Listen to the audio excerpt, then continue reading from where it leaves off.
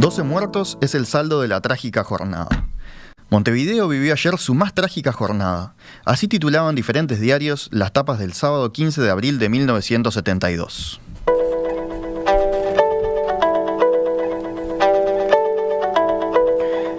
El viernes 14, el Movimiento de Liberación Nacional Tupamaros había ejecutado por la mañana una serie de asesinatos contra personas acusadas de integrar el llamado Escuadrón de la Muerte.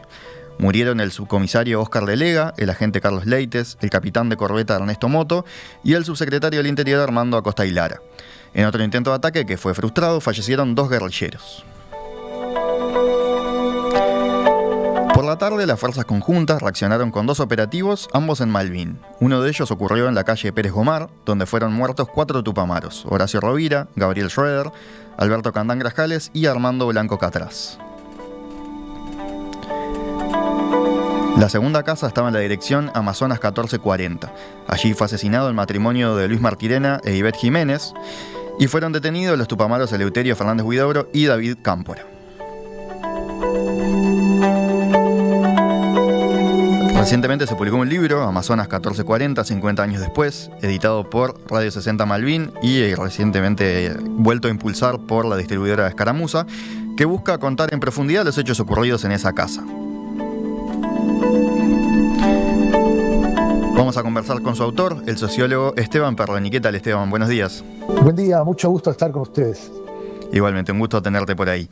Empiezo preguntándote por tu historia personal, porque tú tenés un vínculo primero con Malvin, pero específicamente como se cuenta en la solapa de este libro, con este episodio, ¿no? Vos vivías a la vuelta. Sí, con Malvin me une desde la fecha de nacimiento hasta estos días, y hemos intentado en el libro hacer los cruces que así se dieron, ¿no? Entre la historia del barrio, pero sobre todo la historia de ese 14 de abril que marca notablemente la historia reciente y que aún, claro que sí, la convierte en un espacio de disputa de memoria, ¿no? Tenemos por un lado el relato oficial, por otro lado el relato que se fue progresivamente construyendo por los distintos sobrevivientes de ese acontecimiento que recién tú relatabas, Gastón. Y en el caso personal, sí, tiene ese, como lo cuento ahí en la solapa del libro, ese descenso del ómnibus a las 3 de la tarde, después de los acontecimientos que reseñabas ahí, hubo una alerta donde se pidió que las familias, que los niños, todo el mundo se metiera para dentro de las casas, ¿no? Era un estado de guerra en su máxima expresión. Y vos eras un niño, justamente, me toca volver. Yo era un niño, sí, me toca volver, siempre fui muy del barrio, muy de la calle, capaz que excesivamente, pero bueno, después me encarrilé un poco. Y bajé a las 4 de la tarde, donde lo que había era un ruido distinto en el barrio. Los silencios de la época son muy particulares, entonces sentir gente amontonada y el bullicio de los restos del acontecimiento me impactó para siempre. La salida de la escuela antes también, porque generalmente nostalgizas ahora. Para mí era una alegría bárbara volver al barrio. Yo no iba a la escuela experimental, como mucha gente cree, de Malvin. Y de ahí, y sobre todo a partir de la mañana siguiente, ¿no? La mañana siguiente hay que ubicarse en la época. Había un guardia civil mal vestido, como yo digo por ahí, con la corbata torcida, casi esperando terminar su rutina, y al costado tenía un museo del terror a la casa de Amazonas 1440, donde se podía mirar desde afuera para adentro, la escalera ensangrentada, que es esa imagen que nunca borraré en mi vida, los libros tirados, el desparrame, el desorden, pero sobre todo la escalera ensangrentada, esa con la cual, gracias al testimonio del recientemente fallecido David Cámpora, fallecido el 28 de marzo próximo pasado, logré sacarme la duda, ¿verdad?, de qué había detrás de esa escalera ensangrentada, por qué tanto terror, para qué. Entonces ahí está un poco el cruce barrial, el cruce subjetivo, pero finalmente es una historia política. Sí, es una historia política. Ahí el subtítulo del libro muestra las diferentes capas, ¿no? Es historias de un país, una casa, un barrio y un sobreviviente rescatado por la República Federal de Alemania, que es David Cámpora, a quien vos mencionabas recién, ¿no? Las distintas capas de una misma historia. Exactamente, que se cruzan ahí, que habilita que gente me haya dicho, yo empecé por el capítulo 7 y 8, y claro, lo que pasa es el capítulo 7 y 8 es algo que me llamó notablemente al asombro en los comienzos de la investigación, que era, ¿qué hacía David Cámpora? El candidato a ser el 10º rehén de la dictadura, ¿sí? Recuerdan la historia, los 9 rehenes de la dictadura, había 9 rehenes mujeres también sobre la cual hay menos literatura, pero el 10º de los hombres era David Cámpora. ¿Qué hace este hombre el 14 de diciembre de 1980 arribando a Alemania? Me generó una curiosidad enorme, que se iba sumando a todo lo que tenía. Pero esas anécdotas de ida y vuelta, después vamos a los contenidos. Cuando el capítulo 7 y 8, perdón, Cámpora, ¿no? Pero son los que se centran en el sí. post de él, ¿no? En el exilio en Alemania. Ahí está. En el exilio de él, que es una película en sí mismo, por eso decía, se puede empezar por ahí, se puede empezar también por lo que es un raconto de cómo vivía el barrio en ese momento, y lo que no se puede soslayar, que luego iremos a él, es el capítulo 5, La verdad y el archivo Castiglioni.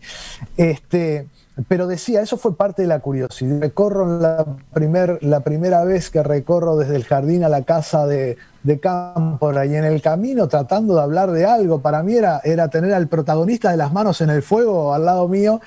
Le pregunto si un libro, uno de los primeros libros editados, ¿cuál era ¿no? su seudónimo en el MLN? Perdón, Esteban, Las manos en el fuego, uno de los primeros libros editados después de la vuelta de la democracia, claro. Exactamente. Termino el cuento, le pregunto, ¿cuál era tu seudónimo en el MLN? Y cuando me dijo Esteban, dije, bueno, acá hay algo que vamos en buen camino. Exactamente. Y es otro tirando pistas desordenadas, es otro aporte importante, ¿no? Comparar aquellos relatos de David Cámpora y Ernesto González Bermejo, dicho por Cámpora precisamente en estas 12 horas de grabación, que el libro, cosa que no se sabía, el libro fue escrito entre los dos, la autoría es de González Bermejo.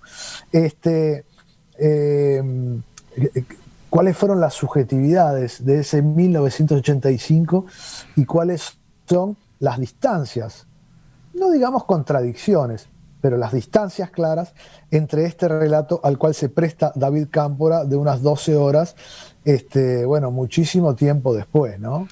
Sí, Esteban, vos mencionaste algo, ahora no recuerdo bien cómo fue tu palabra, pero como una especie de tira y afloje de relatos que hay en torno a este episodio.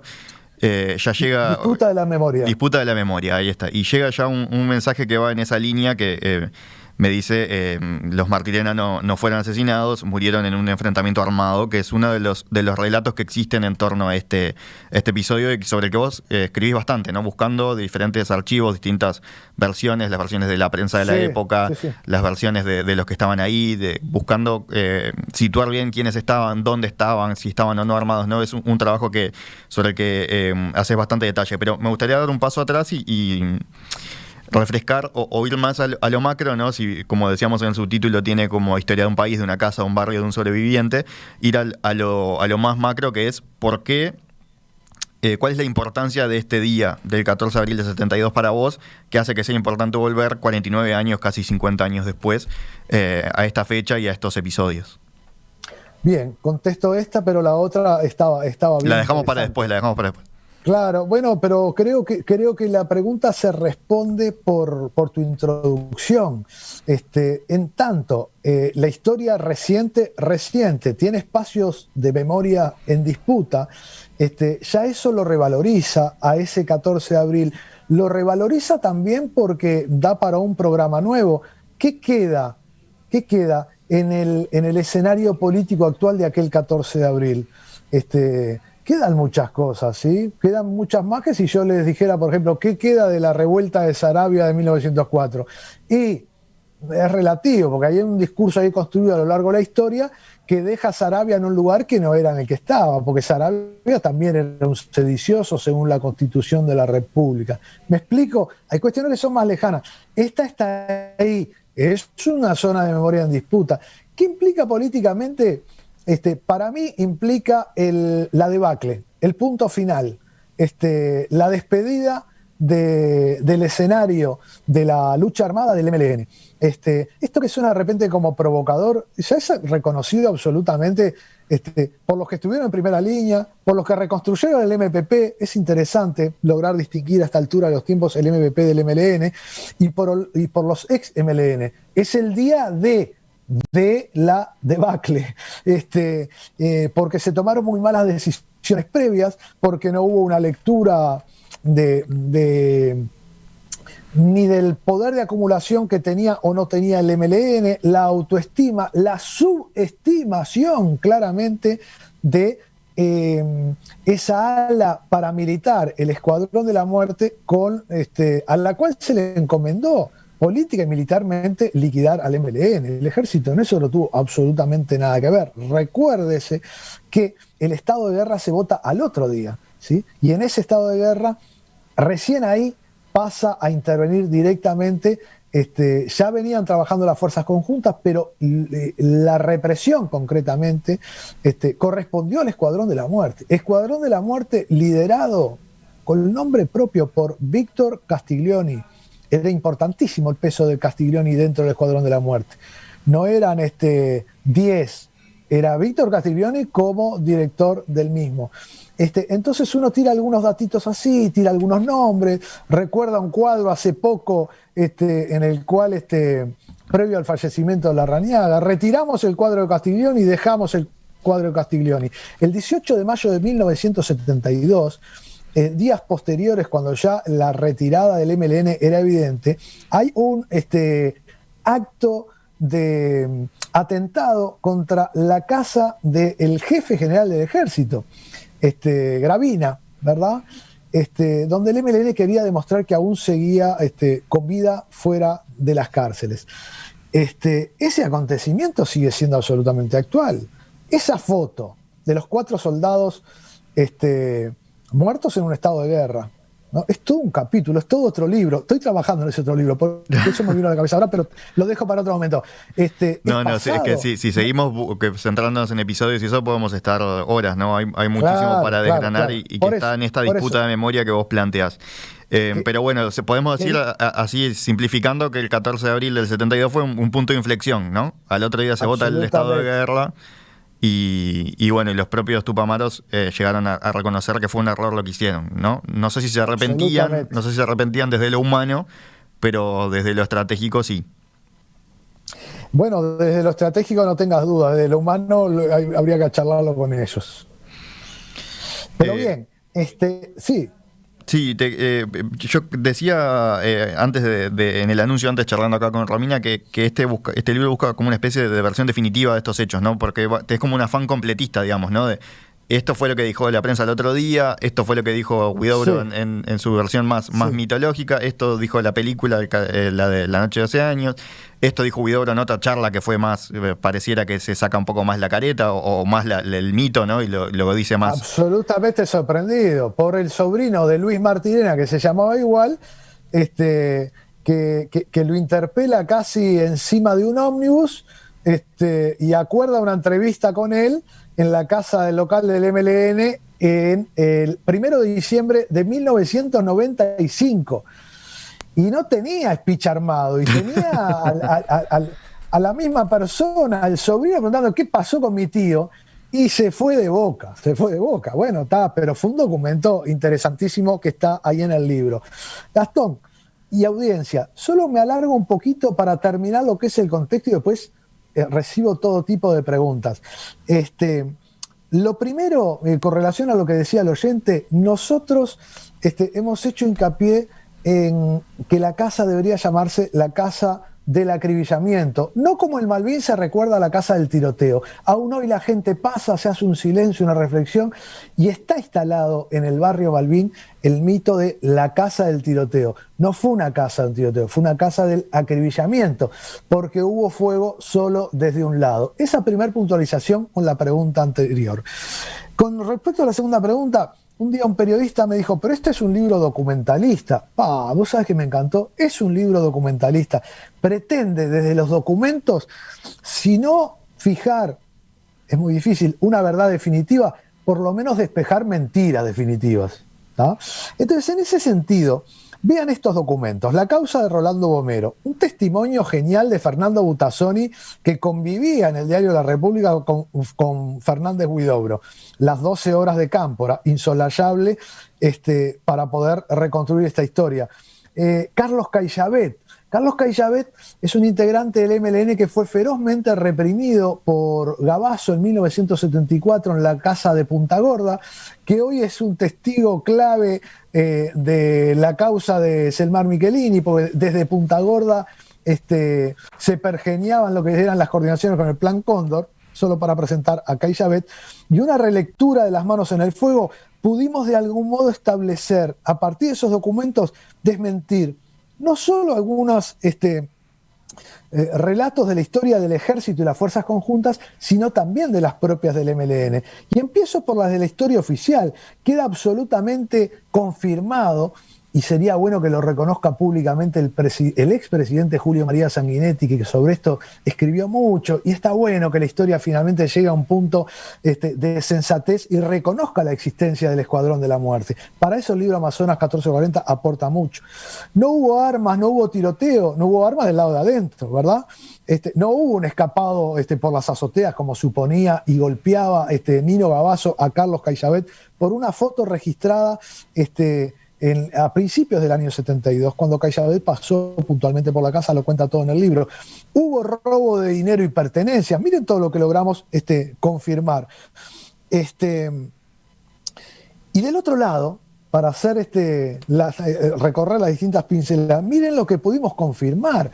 El descenso del berretín no es el que contó Fernández, Huidobro y otros, que poco menos que le dice, che, Campito, estás ahí, pará que bajo y arreglamos todo. No, porque eso supone un escondite jamás encontrado. Si Huidobro, herido, ciertamente no hubiera Campito, hecho ese relato. perdón Esteban, ¿no? Campito, Campos Armida, otro policía. Hugo Campos Armida, el número 2 del Escuadrón de la Muerte. Sin duda, el número 2 del Escuadrón de la Muerte. Entonces, ese no es el relato que reproduce distraídamente. Yo en alguna nota, capaz que pareció que le puse como mala intención y pido disculpas. Creo que distraídamente el relato de La noche de los 12 años, cuya productora es uruguaya, se tomó a pecho el relato oficial construido casi por un monólogo de Fernández Huidobro. Y no fueron esos los hechos. Por el contrario, el berretín, el escondite en el cual estaban en el baño, en el piso alto de la Casa de Amazonas, estaban Fernández Huidobro y David Cámpora, fue encontrado por la policía técnica como los manuales mandan, ¿no? Uno está en una situación para la policía, estaban buscando delincuentes comunes, nunca hizo la policía una lectura política de esto, eso es bueno recordarlo, y ese escondite fue descubierto por la policía técnica. Entonces, algunas cosas que logran desmentirse, la policía técnica descubre el escondite, el descenso no fue el que contó Fernández Huidobro, y una cuestión bien interesante y bien actual, que esto ya está esbozado en el libro, pero como seguimos trabajando con el tema, lo hemos absolutamente confirmado. Víctor Castiglioni no estuvo en Amazonas, como intentó sugerir con una prueba falsa Fernández Huidobro en el diario La República en 1993. Les invito a leer entonces ahí el documento y el testimonio de Fernando Butazzoni, que también fue ex integrante del MLN y de estos temas maneja muy buena información. Víctor Castiglioni, entonces, no estuvo en Amazonas. Campos Hermida fue quien estuvo al frente en Amazonas. Jorge Nader estuvo al frente Pérez Gomar 4392. Y un dato bien interesante, que queda mal que lo diga, pero la verdad no lo había leído en ningún lado, queda absolutamente confirmado que primero fue el atentado de Pérez Gomar, que tiene menos literatura y tuvo menos fama, pero Pérez Gomar 4392 está claramente documentado por el propio Horacio Rovira, dueño de casa. Luego hay la pareja Rovira y Filomena. Carlos Rovira y Filomena Grieco, ¿no? Horacio Rovira fue el que murió, Carlos Rovira, su padre, Filomena Grieco, escribieron varios libros sobre este episodio. Exactamente. Y dice inequívocamente que 13 y 20, con los acontecimientos ya ocurridos, fue a buscar a su señora que había salido para la escuela. Y lo cual no hay ninguna duda, por los relatos múltiples del barrio, por las hijas de Martirena, por la maestra de la escuela experimental, que la balacera del Malvin fue a las 2:15 de la tarde. Ese dato no es nada menor para recomponer los acontecimientos y, fuera de lo anecdótico, para definitivamente quitar, y ahora les explico por qué, quitar a Víctor Castiglioni como el protagonista. Víctor Castiglioni era el número uno, no estaba para dar órdenes, ¿verdad? Y entre otras cosas, testimonios que sugerimos en el libro, pero que ahora sugerimos a partir de documentos que no los hicimos tan explícitos como los anteriores que conté. Pudimos, sacar otras conclusiones, y es esa ausencia de Castiglioni, que para conocimiento también, cuando tú armabas esa introducción, Gastón, es interesante porque a veces siguen saliendo libros y ninguno dice los acontecimientos más o menos como fueron. Eran 6 atentados previstos para Montevideo, ¿sí? Y uno solo para Canelones, que es el de Las Piedras, donde muere Ernesto Moto. El cuarto atentado es un atentado fallido, que es a Miguel Sofía. Uno de a ratos dice, tratando de ir y venir en la historia, dice, bueno, vaya si alguna prueba tenía el MLN sobre el involucramiento de Sofía en el Escuadrón de la Muerte, ¿sí? Que en el 2019 Carlos Percivale termina enjuiciándolo y está preso hoy Sofía por lo mismo que decía el MLN. Lo digo como anécdota, nada más. Pero sabemos mucho tiempo después de que ese cuarto atentado no era para matarlo, era para secuestrarlo. Eso fue publicado, fuimos la fuente nosotros, por búsqueda recientemente, por una entrevista que hicimos vía Zoom a España a Wolf, un integrante del MLN de alta trayectoria. Esteban, y Castiglioni era el 6º atentado. Sí, Gastón. No, te iba a proponer hacer un breve corte y a la vuelta centrarnos un poco más también en la parte más humana de Cámpora y también de la hija de los Martirena, que es otra entrevista que incluye este libro, que le suma también algo humano a este episodio, fuera de lo político y de lo geopolítico, podríamos decir prácticamente, ¿no? De todo este panorama que vos estás contando. Que a veces pasa que para los que no lo siguen tan en detalle pueden perderse entre tanto nombre, quizás, ¿no? Entre tanto episodio, a veces eso se puede volver un poco difícil de seguir. Pero bueno, vos estás contando hasta ahora todo lo que este libro documenta. Te propongo, si te parece, a la vuelta de la tanda, centrarnos un poco más en la parte más humana de estas 12 horas de charla que vos tuviste con Cámpora y también la entrevista con Laura Martirena, ¿no? La hija mayor. El 14 de abril de 1972, Montevideo vivió una jornada trágica que resultó ser un punto de inflexión en los años previos a la dictadura militar.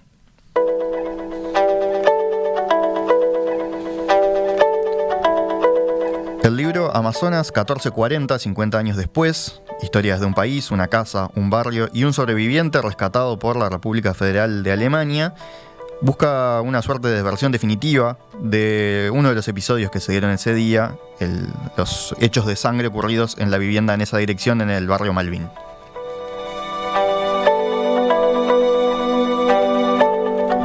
Estamos charlando con su autor, el sociólogo Esteban Perloni.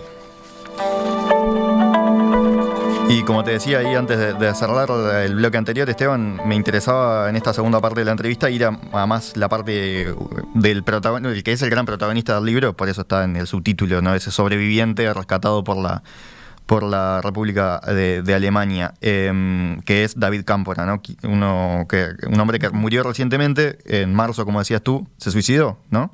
Por lo que se supo, por lo menos, que después de volver del exilio se convirtió en una suerte de archivista, de algo que también vos mencionás, como un gran archivo del MLN fue desarrollando él, y que era un hombre que, como vos reseñabas antes también, podría haber sido un rehén y resultó ser terminó saliendo de la cárcel y saliendo al exilio por las protestas de su familia que estaba ya en Alemania, ¿no? Que logró armar una suerte de movimiento para llevárselo. Cinematográfico también. También. Cámpora era un contador que se afilió al MLN a fines de los 60 y es súper interesante el relato en primera persona que hace en este libro de cómo funcionaba eso, ¿no? Cómo era la militancia, cómo era que se daban los contactos con los otros, ¿no? Como el hecho de que estaba muy compartimentada la organización. Me llamó mucho la atención también cómo estaban metidos hasta sus hijos muy chicos, ¿no? Él los tenía metidos ahí en la organización y hasta cuenta cómo lo manejaban bien, ¿no? Sabían lo que podían decir, lo que no podían decir. Esa parte está reseñada en esta larga entrevista que vos tuviste con él, ¿no? Sí. En ese sentido, o sea, las charlas con Cámpora fueron absolutamente descarnadas, por decirlo de algún modo. De hecho, en el texto de la contratapa del libro, él asume y remata diciendo que yo compré mi vida por la muerte de los Martirena, ¿no? Inclusive me contaba de cómo le empezó a caer mal que los 14 de abril lo llamaban para los más íntimos para saludarlo por el cumpleaños, ¿no? Por su resucite al haber salido de aquella balacera. La incorporación de las familias fue algo bastante típico del MLN, ¿no? De las parejas sobre todo. Sé que a muchos lectores le ha llamado más la atención el involucramiento de los hijos también, pero fueron muchas experiencias así. Sobre todo sí lo que funcionaba más eran las relaciones de pareja, ¿no? Es increíble, no voy a dar nombres ahora porque es largo, pero tengo la lista. Era el compañero y la compañera, y funcionaban de ese modo, ¿no? No sé qué más te puedo contar ahí de Cámpora. No, repasando un poco más su historia, que como decíamos es un poco el gran protagonista por ser el que estaba vivo todavía, ¿no? Cuando también el último que estaba vivo, porque Huidobro ya había fallecido, si bien él también tuvo su chance de hacer su relato, como ya estuvimos charlando. Cámpora había estado preso, ¿no? En el penal de Libertad, se fugó en aquella gran fuga en el 71, ¿no?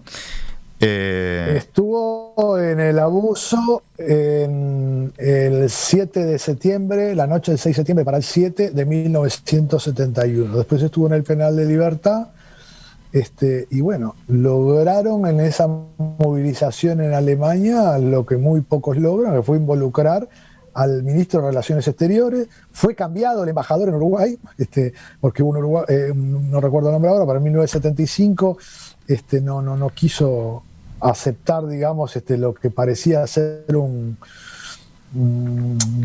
sin una orden, un direccionamiento, y en el cambio de embajador logra salir directamente, hace un pasaje del penal de Libertad a jefatura y de jefatura al aeropuerto. 14 de abril de 1980, hay una entrevista a la hija, una entrevista inédita, a Silvia. Que ya estaba en Alemania, ¿no?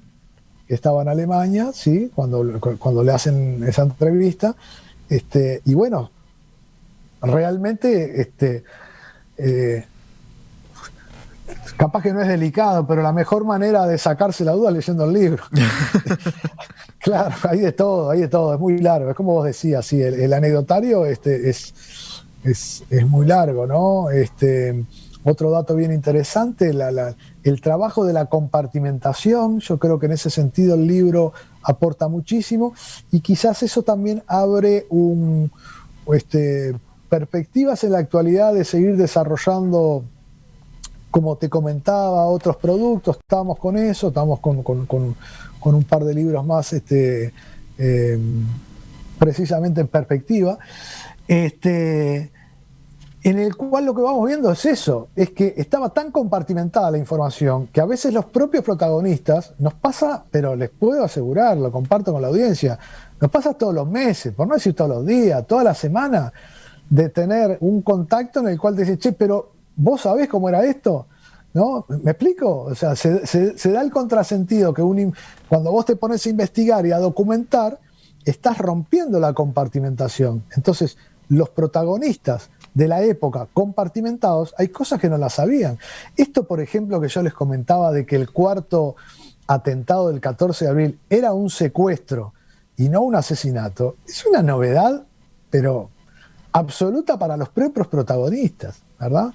Que el sexto atentado en esa noche de San Bartolomé, como le dio a llamar Fernando Huidobro, era era Castiglioni, es una novedad absoluta entre los propios actores, ¿verdad? Y en ese sentido es tentador las explicaciones de Cámpora acerca de cómo se instrumentaba la compartimentación. Sí, es un elemento clave en la organización, ¿no? Claro, es muy ilustrativo.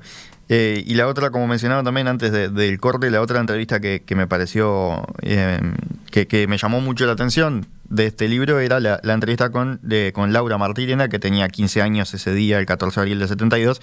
También cuentan cómo, Cámpora cuenta cómo en el cumple de 15 mismo le cayeron un par de clandestinos, se tuvieron que meter en la casa sin saber que era el día del cumpleaños, ¿no? Como toda esa convivencia difícil, claustrofóbica, ¿no? También esa parte del libro es como una película claustrofóbica, ¿no? De la soledad que vivían ellos y el vínculo con esta familia que los había aceptado, pero que también tenía algunas rispideces, ¿no? No era todo no era todo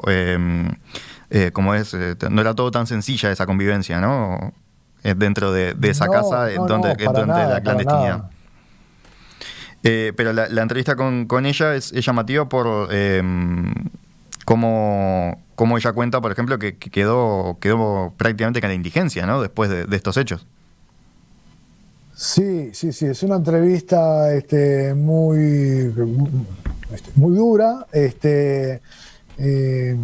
muy agradecidos obviamente a ella que accedió a la misma, y yo diría que bueno, fuera de los juicios de valor, eso va a quedar a cargo del lector, pone algunos puntos sobre las IES interesantes. La primera novedad es que ella el 14 de abril tiene 16 años y participaba bueno, en ese momento era el FER estudiantil, pero ella de algún modo se manifestó como integrante del MLN, no orgánica, pero probablemente muy afín. Eso fue un problema dentro del hogar también. Ella tuvo el contacto obviamente con Huidobro, con Cámpora, eran familias la de Cámpora y Martirena que se conocían desde mucho tiempo atrás. O sea que había una amistad de los hijos también. Muchas cosas ella las logra recomponer con el tiempo, ¿no? Ella no tiene, no hay una noción política precisa como puede hoy el relato de Amazonas 1440 plasmar. Y yo me encontré, claro, con algunas sorpresas de cosas que ella me iba relatando. Anécdota también, invitación a hurgar, que quien fuese la responsable de si ella volvía al hogar o si ella dónde quedaba escondida, por no utilizar el término ensucuchada, fuese justo Lucía Topolansky, es otra. A ver, ahí estamos con algún tema sólita, de conexión, ¿no? La ida de Lucía Topolansky ¿Escuchás ahí, Esteban? Quedaste apenitas congelado, pero ahí creo que te recuperamos bien. Estabas comentando el vínculo de Lucía Topolansky, ¿verdad? Llena de... Sí, de pastillas insólitas que tiene, como que Lucía Topolansky se fue a teñir el pelo a la peluquería más famosa del barrio en ese momento, ¿no? Y que Lucía Topolansky fue precisamente la responsable del destino en cuanto a la ocasión de Laura Martirena, que la verdad, entre otras desgracias importantes que le toca vivir, es que jamás pudo velar a los padres, ¿no? Eran velorios duros, imagínense, si el de Selmar Michelini y el Toro Gutiérrez fue duro años después y que eran políticos más institucionalizados, imagínense estas situaciones, ¿no? Y tiene, sí, obviamente, la consecuencia de situaciones personales, que son situaciones políticas que finalmente se traducen en una vida muy árida, muy dura, donde ella plasma claramente ahí una ausencia absoluta Sí, y se la nota enojada con el movimiento, ¿no? Sí, sí. O por lo sí. menos dolida, quizás, ¿no? No necesita que sí, sí. Está buena la lectura, es esa, el tono de voz queda reflejado, no necesita que yo la defienda, pero parece razonable, ¿no? Parece razonable a partir de lo que cuenta. A no ser que alguien quiera contar algo distinto, digo. Pero si el relato es ese, la desprotección fue absoluta, absoluta. Y bueno, eso es parte también de cierta memoria que hay que plasmar, tratando de ubicar los hechos en su justa medida, ¿verdad? Esteban, más allá de estos diferentes relatos, disputas de la memoria, como decías vos, que se dan en este libro, también hay algunas, recién decías, como pastillitas, ¿no? O datos de color que son interesantes. No quiero mencionar así como vos decías, ¿no? Que también hay que leer el libro, no vamos a decir todo lo que incluye, sí. Pero a mí me llamó mucho la atención que la casa Amazonas 1440 está vinculada con la familia Fernández, que son los buenos muchachos, ¿no? Los músicos. Quienes hoy están vinculados con esa casa, ¿no? Te agradezco la pregunta, Gastón, porque esa sí la podemos contar, porque es divina, esa historia es divina. Estaba marcada, estaba asignada la casa para que se escuchara buena música, porque quien compra el terreno y manda a construir una casa para su madre, increíblemente, el rey del compás, D'Arienzo, vecino del barrio, veraneaba en Malvin. Y después que el tiempo fue pasando y le fue agarrando... Y es increíble, entre todos los terrenos que había en la época, ¿estoy cortado ahí? No, Perdón. te estoy escuchando. Sigo. Entre todos los terrenos que había en la época, elige el de Amazonas 1440. Quiere el destino que en plena construcción fallece la madre de D'Arienzo y bueno, ahí trastocó el valor de su esperanza por un acto de tristeza y vende la casa a los abuelos de los hermanos Fernández. La hija de los abuelos, la madre de los hermanos Fernández, nos brinda una nota interesantísima que es cómo entró pobre a limpiar la casa, ¿verdad? Porque Martirena era inquilino de la casa, ¿verdad? Bueno.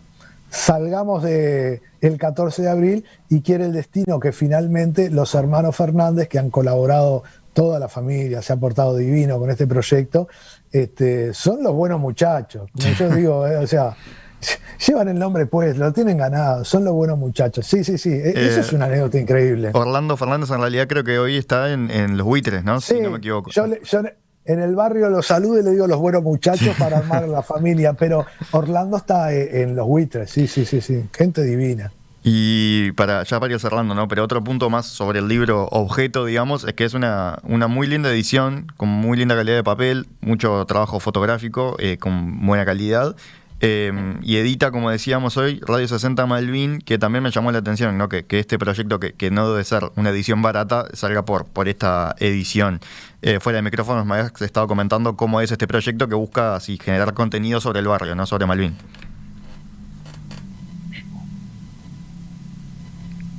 Esteban, no sé si me escuchás. Es una característica de los tres libros. Sí.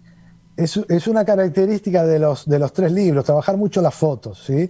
Nos implicó una impresión quizás un poco cara porque las fotos de baja calidad teníamos que igualarlas para arriba, ¿verdad? Radio 60 Malvin, y bueno, eso es como una pequeña utopía que ha derivado en una editorial de contenidos del barrio.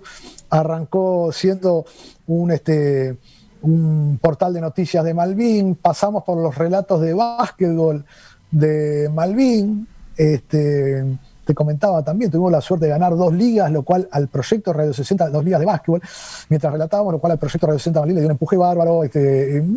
No digo que sea una banderita del barrio, pero es un orgullo que tenemos acá en Malvin. Y les cuento una pequeña trampita, se llama Radio 60 Malvin. Hoy somos una editorial. Tenemos 4 publicaciones y vamos caminos a 2 más. Trabajamos particularmente el libro Amazonas 1440 con Escaramuza. Escaramuza, que es librería y distribuidora. La gente a veces eso no lo sabe. Se llama Radio 60 Malvin porque tomamos el guante de que Montevideo está dividido en 62 barrios y caprichosamente para homenajear a los trolebuses, al 60 Malvin, que era el que me traía a mi casa, el que me trajo a mi casa aquel 14 de abril, le pusimos Radio 60 Malvin por el radio geográfico, ¿no? Y aparte tiene este ganchito para que todos los periodistas inquietos como Gastón y como toda la gente de Perspectiva digan, pero ¿y esta qué radio es? No, no es una radio. Es el radio geográfico de Montevideo. Desde el Radio 60 de la capital transmite Radio 60 Malvin, de Malvin y para todo el mundo. Así decía el eslogan de básquetbol y esa es un poco la ilusión y el cometido que tiene esta pequeña editorial Radio 60 Malvin que edita Amazonas 1440. Ahí está, Amazonas 1440, 50 años después. Decíamos también edita Radio 60 Malvin, distribuye Escaramuza, lo pueden encontrar en librerías diversas. Esteban Perroni, muchísimas gracias por estos minutos esta mañana aquí en Perspectiva. Un placer estar con ustedes.